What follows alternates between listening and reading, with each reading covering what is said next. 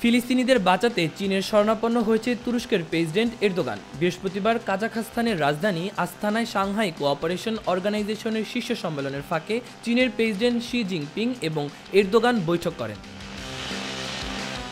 বৈঠকে ইসরায়েল ফিলিস্তিনি সংঘাতে বিষয়ে বেইজিং আনকারা একই দৃষ্টিভঙ্গি পোষণ করে। এ সময় চীনা প্রেসিডেন্ট বলেন, ফিলিস্তিনি ইস্যুতে চীন ও তুরস্কের আরও ঘনিষ্ঠভাবে যোগাযোগ রক্ষা করা উচিত।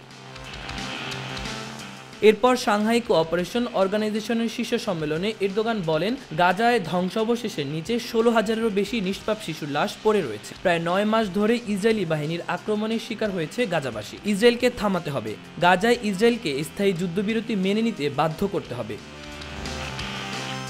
ইসরায়েলের ওপর চাপ বাড়াতে বিশ্বের অন্যান্য দেশগুলোর প্রতি আহ্বান জানিয়ে এরদোগান বলেন, সব বাধা সত্ত্বেও আমরা শান্তি, নিরাপত্তা, স্থিতিশীলতা এবং সমৃদ্ধি নিশ্চিত করার জন্য একটি কার্যকর ও অন্তর্ভুক্তিমূলক আন্তর্জাতিক ব্যবস্থা গড়ে তুলতে কাজ করছি, কিন্তু ইসরায়েল অব্যাহতভাবে এর বিরুদ্ধে কাজ করছে।